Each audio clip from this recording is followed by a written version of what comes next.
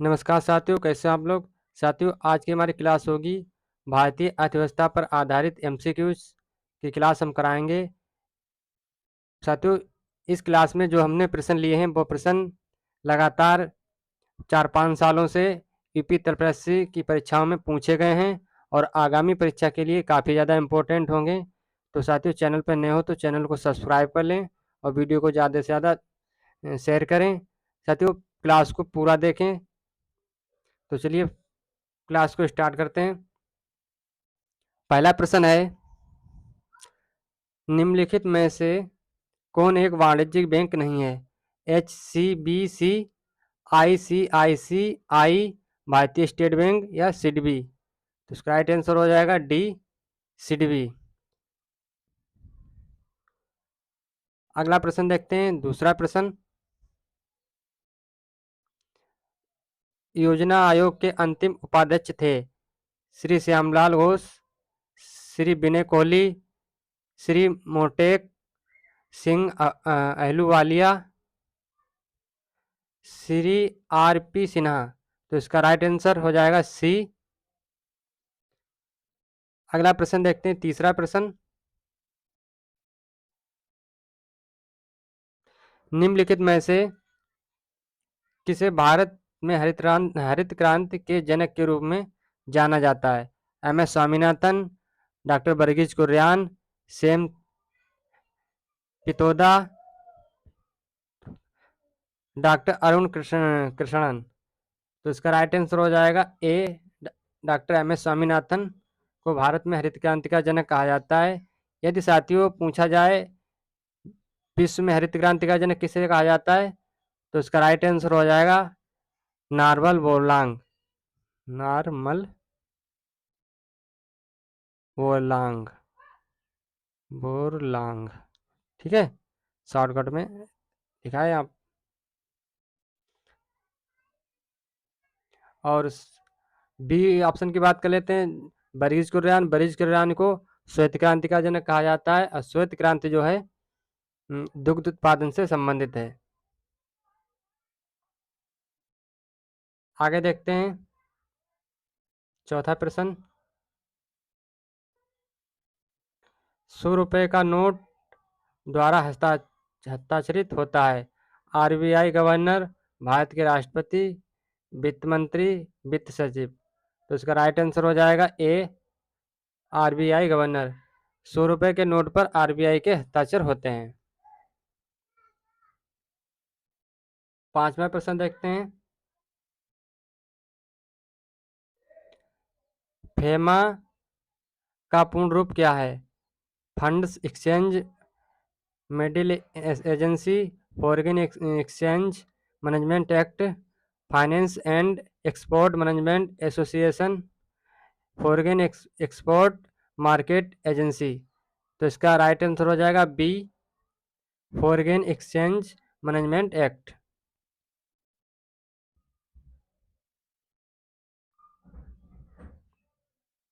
अगला प्रश्न, 6 नंबर प्रश्न देखते हैं। किसके बढ़ने के फलस्वरूप निजी निवेश में वृद्धि की अधिक संभावना होगी? ब्याज दर, शेयरों की कीमत, नई पूंजी पर अनुमानित प्राप्ति, व्यक्तिगत कर? तो इसका राइट आंसर हो जाएगा सी, नई पूंजी पर अनुमानित प्राप्ति। अगला प्रश्न देखते हैं, 7वां प्रश्न। भारत की राष्ट्रीय आय का आकलन करने वाली संस्था है? RBI, नीति आयोग, वित्त मंत्रालय, केंद्रीय सांख्यिकी संगठन? तो इसका राइट आंसर हो जाएगा डी, केंद्रीय सांख्यिकी संगठन। 8वां प्रश्न देखते हैं, सेवा क्षेत्र का दूसरा नाम क्या है? तृतीयक, प्राथमिक, द्वितीयक, कृषि? तो इसका राइट आंसर हो जाएगा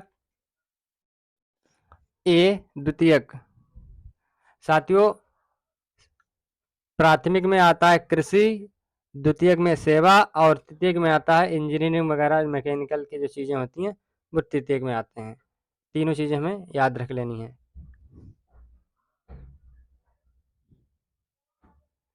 अगला 9वां प्रश्न देखते हैं। भारत में श्वेत क्रांति के जनक के रूप में कौन जाना जाता है? Balwant Rai Mehta, doctor Verghese Kurien, doctor M S Swaminathan, doctor Norman Edward. तो इसका राइट आंसर हो जाएगा बी, डॉक्टर बर्जीज कुरियन। श्वेत क्रांति दूध से संबंधित है। आगे देखते हैं।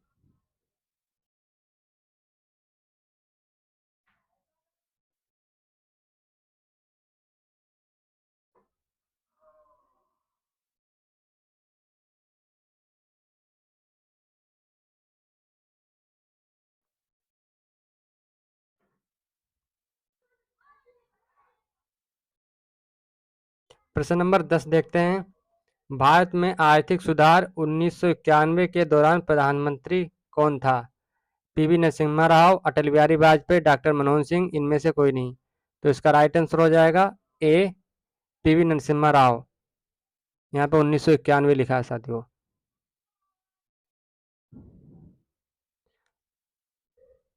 अगला 11वां प्रश्न देखते हैं। भारत की वर्तमान औद्योगिक नीति अधिक उन्मुख है अर्थव्यवस्था के अधिक नियमन की ओर, वैश्वीकरण की ओर, लोक क्षेत्र को बढ़ाने की ओर, उपयुक्त सभी की ओर। तो राइट आंसर हो जाएगा 11वें का बी, वैश्वीकरण की ओर। अगला 12वां प्रश्न देखते हैं।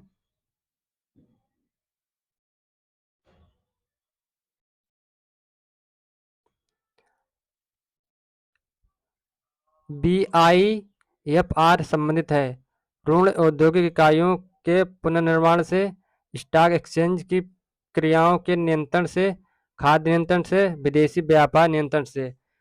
तो इसका राइट आंसर हो जाएगा ए, ऋण औद्योगिक इकाइयों के पुनर्निर्माण से। 13वां प्रश्न देखते हैं। भारत में नई आर्थिक नीति कब अपनाई गई? 1989 में, 1990 में, 1991 में, 1992 में। तो राइट आंसर हो जाएगा इसका सी, 1991 में। प्रश्न नंबर 14 देखते हैं। भारत में नई औद्योगिक नीति की घोषणा कब की गई? कब घोषणा घोषणा का वर्ष था? भारत में नई औद्योगिक नीति की घोषणा का वर्ष था 1990, 1991, 1992, 1988। तो इसका राइट आंसर हो जाएगा 1991।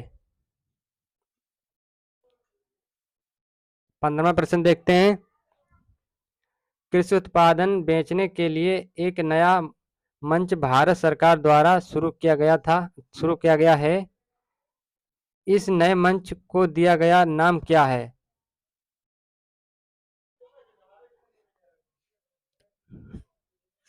तो इसका राइट आंसर हो जाएगा 15 का ए, ई रा कम।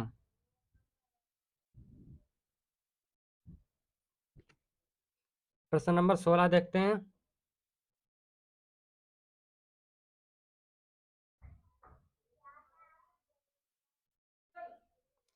अधिक अन्न उपजाओ अभियान किस वर्ष प्रारंभ किया गया? बहुत ही इंपॉर्टेंट प्रश्न है। 1954 में, 1948 में, 1946 में, 1952 में। तो इसका राइट आंसर हो जाएगा बी, 1948 में अधिक अन्न उपजाओ अभियान शुरू किया गया था। प्रश्न नंबर 17 देखते हैं। सरकार द्वारा ई रकम नामक एक नया प्लेटफॉर्म नया प्लेटफॉर्म किस उद्देश्य के लिए शुरू किया गया? कृषि बीज खरीदने के लिए, कृषि उत्पाद बेचने के लिए, मिट्टी की गुणवत्ता में सुधार लाने के लिए, एक किसान कर्ज वितरित करने के लिए। तो इसका राइट आंसर हो जाएगा 17 का बी, कृषि उत्पाद बेचने के लिए ई रकम भारत सरकार द्वारा नया प्लेटफॉर्म लाया गया था। अगला प्रश्न देखते हैं 18 प्रश्न नंबर।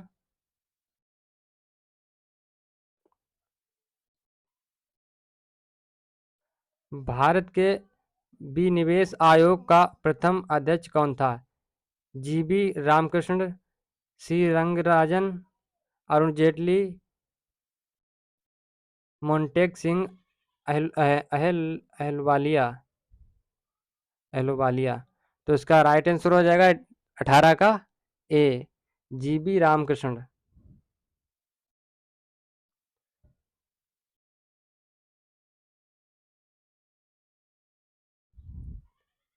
अगला प्रश्न देखते हैं, प्रश्न नंबर 19। भारत में सार्वजनिक क्षेत्र के कार्यों के संदर्भ में निम्नलिखित में से कौन सा कथन सही है? सार्वजनिक उपयोग संसाधन प्रदान करना,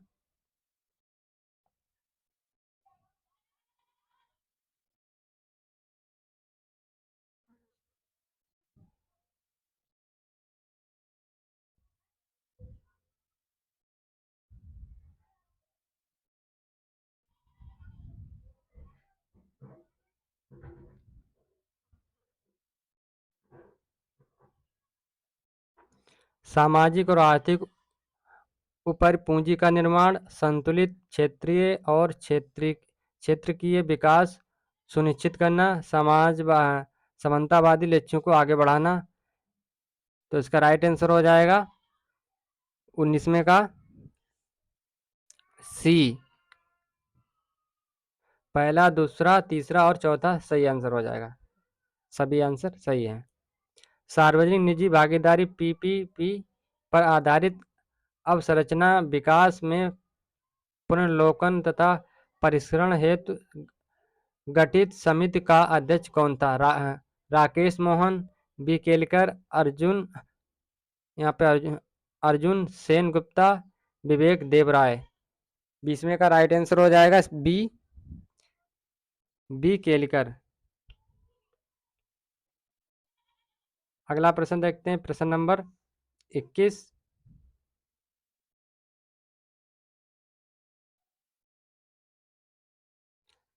निम्नलिखित में से किस क्रांति ने तिलहनों के उत्पादन में वृद्धि उत्पन्न की? हरित क्रांति ने, क्षेत्र क्रांति ने, स्वर्ण क्रांति ने, पीली क्रांति ने। तो इसका राइट आंसर हो जाएगा डी, पीली क्रांति। तिलहन उत्पादन पीली क्रांति से संबंधित है। 22वां प्रश्न है, हरित क्रांति से भारत के कौन कौन से राज्य सर्वाधिक लाभान्वित हुए? बहुत ही ज़्यादा इम्पोर्टेंट प्रश्न है। बिहार, पश्चिम बंगाल और असम, राजस्थान, गुजरात और महाराष्ट्र, पंजाब, हरियाणा और पश्चिमी उत्तर प्रदेश, तमिलनाडु, आंध्र प्रदेश और केरल। तो इसका राइट आंसर हो जाएगा बी का सी, 22वें का सी। पंजाब, हरियाणा और पश्चिमी उत्तर प्रदेश ज़्यादा लाभान्वित हुए थे हरित क्रांति से। अगला प्रश्न देखते हैं, प्रश्न नंबर 23।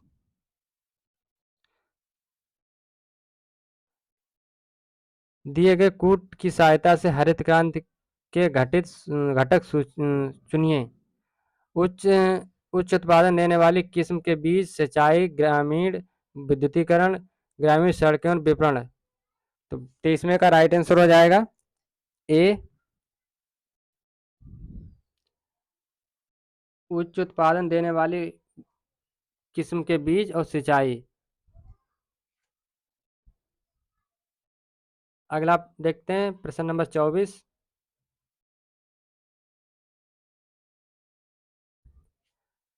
भारत की पंचवर्षीय योजना प्रणाली को रूस से अपनाया गया था। उस रूसी नेता का क्या नाम है जिसने पहली बार रूस में पंच वर्षीय योजना के दृष्टिकोण को लागू किया था?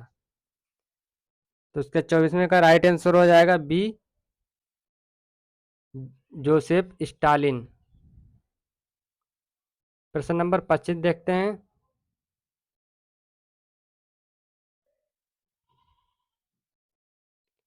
1991 की नई उदार आर्थिक नीति के परिचय के साथ भारतीय अर्थव्यवस्था के किसके अलावा निम्नलिखित सभी के माध्यम से मौजूदा आर्थिक समस्याओं को संबंधित किया? औद्योगिकरण, वैश्वीकरण, निजीकरण, उदारीकरण। 25वें का राइट आंसर हो जाएगा ए, औद्योगिकरण। अगला प्रश्न देखते हैं, प्रश्न नंबर 26। भारत की 12वीं पंचवर्षीय योजना का मुख्य उद्देश्य क्या है? तेज और तेज और सम्मिलित विकास, तेज, शीघ्र और विश्वसनीय समित विकास, तेज, विश्वसनीय और अधिक संतुलित विकास, तेज, सतत और अधिक सम्मिलित विकास। 26 में का राइट आंसर हो जाएगा डी, तेज, सतत और अधिक सम्मिलित विकास। अगला देखते हैं, प्रश्न नंबर 27।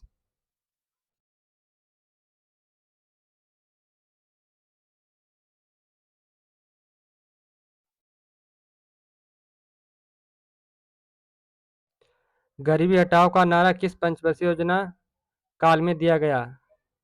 5वीं पंचवर्षीय योजना, तृतीय पंचवर्षीय योजना, चौथी पंचवर्षीय योजना, छठी पंचवर्षीय योजना। तो राइट आंसर हो जाएगा इसका ए, 5वीं पंचवर्षीय योजना। अगला 28वां प्रश्न, मिश्रित अर्थव्यवस्था से तात्पर्य है आधुनिक एवं परंपरागत क्षेत्रों का सह अस्तित्व, सार्वजनिक एवं निजी क्षेत्र का सह अस्तित्व, विदेशी एवं स्वदेशी और विदेशी क्षेत्र का सह अस्तित्व, आधुनिक और परंपरागत समाज का अस्तित्व। तो इसका राइट आंसर हो जाएगा 28वें का बी, सार्वजनिक एवं निजी क्षेत्र का सह अस्तित्व। अगला प्रश्न देखते हैं, प्रश्न नंबर 29।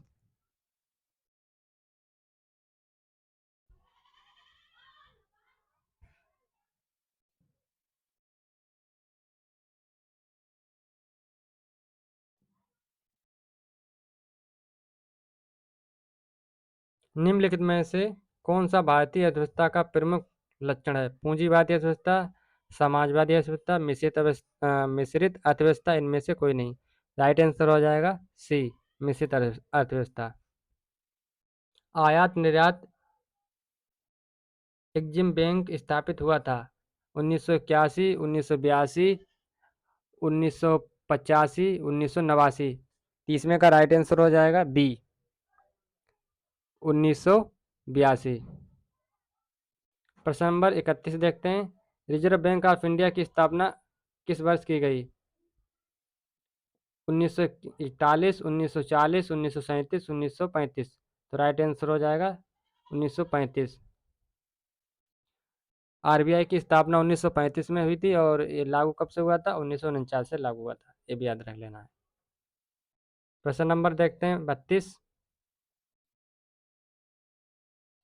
वह कौन सी प्रथम माइक्रो वित्त कंपनी है जो भारत में अगस्त 2015 में एक बैंक के रूप में परिवर्तित हो गई? I I D F C bank, H C B C bank, Bandhan bank, Mukut finance, Muthoot finance, sorry. 32वें का राइट आंसर हो जाएगा सी, बंधन बैंक।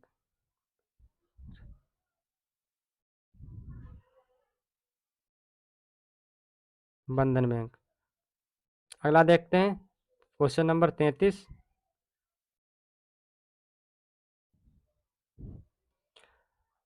वाणिज्यिक बैंकों के दूसरे राष्ट्रीयकरण में बैंक का राष्ट्रीयकरण हुआ। कितने बैंकों का राष्ट्रीयकरण हुआ? 4 बैंकों का, 5 बैंकों का, 6 बैंकों का, 8 बैंकों का। राइट आंसर हो जाएगा सी, 6 बैंकों का। अगला प्रश्न देखते हैं, प्रश्न नंबर 35। केंद्रीय वित्त मंत्रालय ने किसे 29 फरवरी 2016 के जीएसटी पर बनी राज्यों के वित्त मंत्रियों को मंत्रियों की अधिकार प्राप्त समिति का अध्यक्ष नियुक्त किया गया था? अरुण जेटली को, सुनील कुमार मोदी को, के एम मणि को, अमित मिश्रा को। 35वें का राइट आंसर हो जाएगा डी, अमित मिश्रा। अगला प्रश्न देखते हैं, प्रश्न नंबर 36।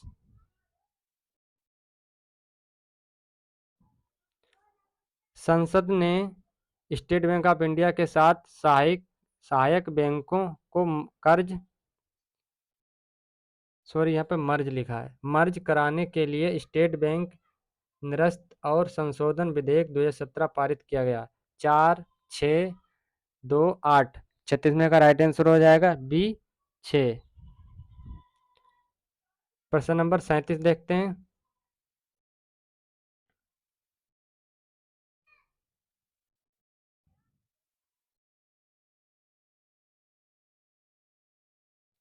भारत में किस राज्य में सर्वाधिक जीएसटी की पुष्टि की गई थी, की गई है, सॉरी। भारत में किस राज्य में भारत में किस राज्य में सर्वप्रथम जीएसटी की पुष्टि की गई है? तो किस राज्य में सबसे पहले जीएसटी की पुष्टि की गई थी? आंध्र प्रदेश में, महाराष्ट्र में, असम में और उत्तर प्रदेश में। तो राइट आंसर हो जाएगा इसका सी, असम। प्रश्न नंबर 38 देखते हैं। वर्तमान में वस्तु एवं सेवा कर, good and service tax GST नामक नई कर व्यवस्था के लिए उच्चतम प्रतिशत स्लैब कितना है? राइट आंसर हो जाएगा इसका सी, 28%। उच्चतम कितना है? 28%। और न्यूनतम सबसे है 5%। जीएसटी 4 फॉर्मेट में ली जाती है, सब 5%, 12%, 18% और 28%। ठीक है, याद रख लेना है। अगला प्रश्न देखते हैं, प्रश्न number 39।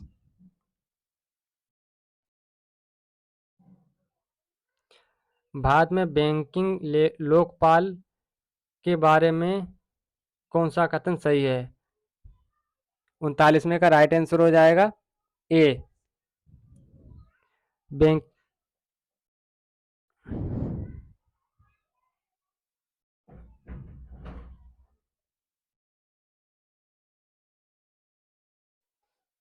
Banking Lokpal Reserve Bank of India द्वारा नियुक्त एक वरिष्ठ अधिकारी है जो ग्राहकों की शिकायतों का समाधान करता है। राइट आंसर हो जाएगा इसका ए। अगला देखते हैं, प्रश्न नंबर 40।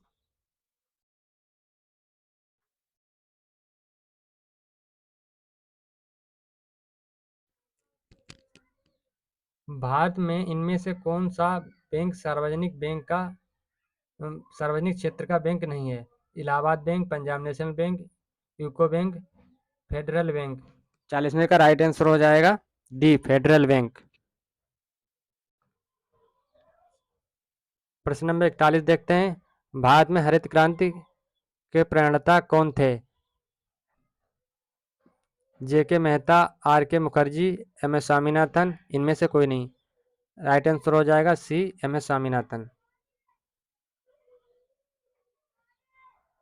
अगला प्रश्न देखते हैं, प्रश्न नंबर 42। निम्नलिखित में से कौन सुमेलित नहीं है? सुनहरी क्रांति उद्यान से, श्वेत क्रांति दूध से, नीली क्रांति कुक्कुट पालन से और हरित क्रांति कृषि से। तो 42 में का जो सही आंसर नहीं है वो कौन सा? सी, नीली क्रांति कुक्कुट पालन से संबंधित नहीं है, ये मछली पालन से संबंधित है। प्रश्न नंबर 43 देखते हैं। हरित क्रांति का सबसे अधिक प्रभाव महसूस किया गया गेहूं के उत्पादन में, चावल के उत्पादन में, दालों के उत्पादन में, तिलहनों के उत्पादन में। तो राइट आंसर हो जाएगा इसका ए, गेहूं के उत्पादन में।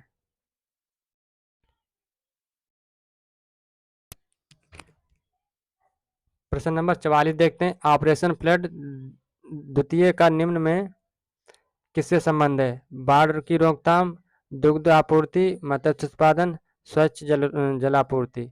तो राइट आंसर हो जाएगा इसका बी, दुग्ध आपूर्ति। ऑपरेशन फ्लड दुग्ध उत्पादन से संबंधित है और दुग्ध क्रांति जो है किसकी देन है? डॉक्टर बरीज कुरियन की देन है।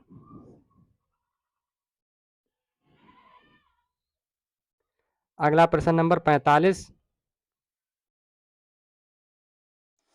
भारत में निम्नलिखित में से किस बैंक ने सर्वप्रथम इंटरनेट बैंकिंग सेवाओं की पेशकश की थी?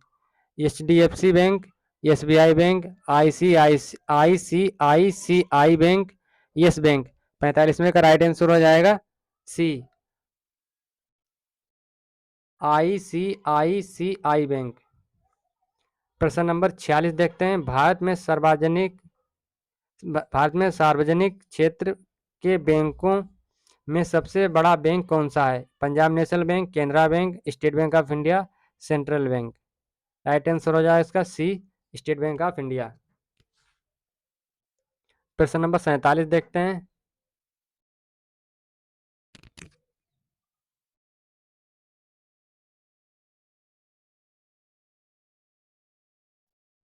The imperial bank of India को राष्ट्रीयकरण के पश्चात क्या नाम दिया गया? भारतीय reserve bank, bank of India, Indian overseas bank, भारतीय स्टेट बैंक। 47वें का राइट आंसर हो जाएगा D, state bank of India, भारतीय स्टेट बैंक। डी इसका राइट आंसर हो जाएगा। अगला 48वां प्रश्न देखते हैं। भारत में कृषि और संबंधित क्रियाकलापों कार्यकलापों को निम्नलिखित किसके द्वारा सबसे अधिक उद्यान प्रदान किया गया?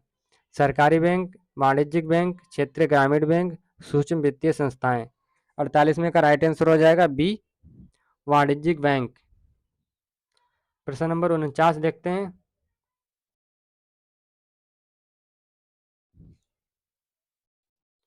कृषि निर्यात नीति 2018 का लक्ष्य वर्ष 2022 तक भारत के कृषि निर्यात को यूएसएस तक बढ़ाना है। 40 बिलियन से अधिक, 60 बिलियन से अधिक, 50 बिलियन से अधिक, 70 बिलियन से अधिक। तो 49 का राइट आंसर हो जाएगा बी, 60 बिलियन से अधिक। प्रश्न नंबर 50वां देखते हैं। विशेष कृषि क्षेत्र स्थापित करने वाला पहला भारतीय राज्य कौन था? तमिलनाडु, पंजाब, उत्तराखंड, गुजरात। राइट आंसर हो जाएगा सी, उत्तराखंड। अगला देखते हैं प्रश्न नंबर 51। इनमें से कौन सा भारत में कृषि विपणन के मुख्य दोषों में से एक नहीं है? भंडार सुविधा की कमी, परिवहन की कमी, अनुकूल मंडी, मार्केट इंटेलिजेंस की कमी। 51 का राइट आंसर हो जाएगा सी, अनुकूल मंडी। अगला देखते हैं प्रश्न नंबर 52। भारत में कई केंद्रीय सरकारी संगठन हैं जो कृषि विपणन में शामिल हैं। इनमें से कौन सा ऐसा संगठन नहीं है? भारत का कपास निगम, भारतीय खाद्य निगम, कृषि लागत और कीमतों का आयोग, भारत के कृषि निगम। 52 का राइट आंसर हो जाएगा डी, भारत के कृषि निगम। प्रश्न नंबर 53 देखते हैं।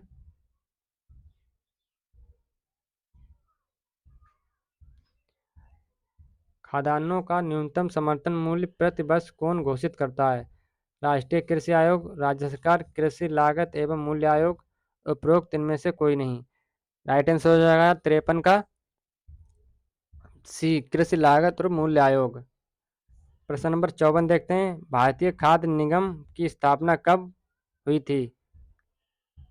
5 जनवरी 1962, 14 जनवरी 1965, 25 जनवरी 1966, 1 जनवरी 1960। राइट आंसर हो जाएगा बी, 14 जनवरी 1965। अगला प्रश्न देखते हैं प्रश्न नंबर 55। भारत में कृषि आयकर लगाया जा सकता है स्थानीय सरकारों द्वारा, राज्य सरकारों द्वारा, केंद्र सरकार द्वारा, केंद्र व राज्य सरकारों द्वारा। 55 का राइट आंसर हो जाएगा बी, राज्य सरकारों द्वारा। तो साथियों इसी के साथ आज की क्लास को हम समाप्त करते हैं। क्लास कैसी लगी कमेंट के माध्यम से बताएं और चैनल पर नए हो तो चैनल को सब्सक्राइब करें और साथियों वीडियो को शेयर अवश्य कर दें। और चलिए साथियों मिलते हैं नेक्स्ट क्लास में। जय हिंद, वंदे मातरम।